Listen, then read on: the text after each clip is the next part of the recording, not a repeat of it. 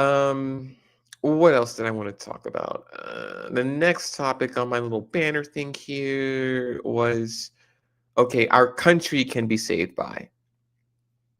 I think I went over this kind of before, but our country can be saved by is like kind of an idea, an open idea for people to start maybe kicking around ideas of how this country can be saved. How in all cities, all 50 states in this country, we are having a failure. We are witnessing a monumental failure of government, and because government is becoming a failure, the private sector is feeling the brunt of the incompetence that our society is allowing to kind of fall through the cracks. Basically, we're losing jobs. We're not having as much success with commerce. Um, we're over here shutting down the government over food stamps and EBT benefits. We're Americans are struggling now more than ever. You know what I've been watching lately? You know what I've been seeing lately on social media? A lot of people living in like their cars or storage units. And it's it's like disheartening for me because yes, there is like one or two paychecks I miss, and I'm right along with these other Americans who are forced to live in their cars or in a storage unit, or if they can afford either one.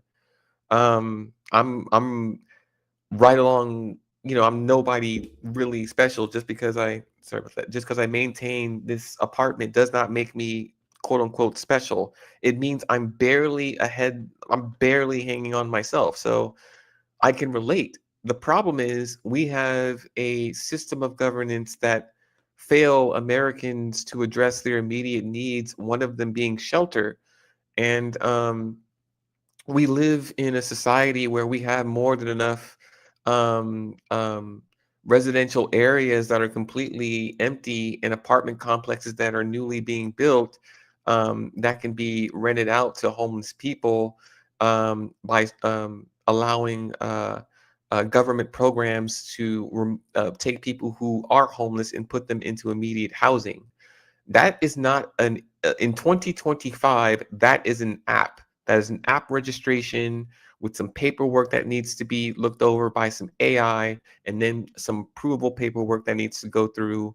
And then after that, you use a smart lock passcode, you assign it to someone who's homeless. This is your new address. You need to get here. This is your new residency. They enter in the PIN code that's tied to their whatever situation, whatever it is. They now have access to this housing. They now can apply for jobs and participate in the labor market. Then they can start working and saving up money. Then they can actually participate in some social mobility instead of 100% depending on a government. And in 2025, our country can be saved by modernizing technology that would allow us to facilitate resources quicker, faster, and easier to those who need it the most. Um, basically, we have a lot of we have millions of working poor in this country who are entitled to multiple benefits and probably multiple types of grants and funding from their state, local, and federal government that they're not unaware of. What my idea would to be to bring the resources to these people, excuse me, by way of smartphone technology or application technology, meaning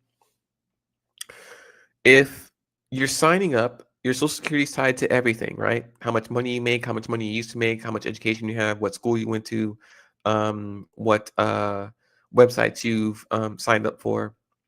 With algorithms and the way they are built now, um, people who do not have access even to a smartphone can get access to a smartphone through some type of program where a mobile provider provides homeless people with devices in which these homeless people can have communication in order to either contact family that can provide them help, or um, internet, or a way of communicating that they need assistance from state and local services, things like that, or Department of Health and Human Services, whatever that may be.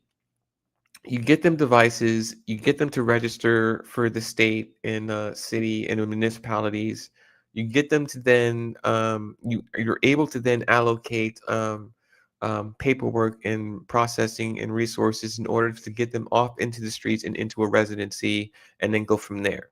And I think that in 2025, this is not a far-fetched future sci-fi version of what America could be. We can have this tomorrow if we really wanted to work on this, right?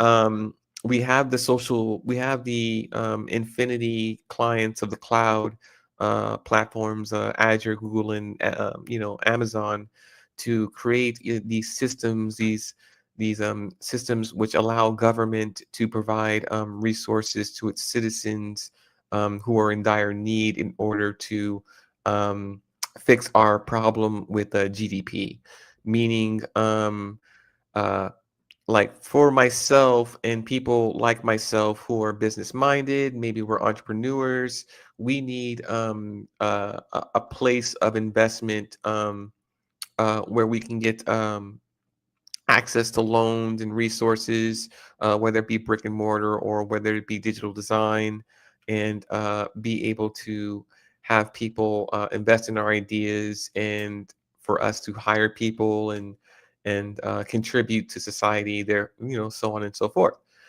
So there are a lot of type of solutions that we can implement as a society that allows for upward mobility, for people to get out of poverty and into the middle class, the working class, and then from the working class maybe to the middle class, and then maybe to the upper class, depending on what have you. But it's all going to take like a collective effort for us to put in this money to allocate these resources in order to get people off the streets and in back into the labor market. And people who are in the labor market may need supplemental income in order to make it from month to month, only because their wages aren't enough to keep up with inflation and with rental costs and the cost of living. All of these can be done through aggregate algorithms that are tied to different banks and different I-9 and IRS submissions for labor in order to keep track with all this stuff.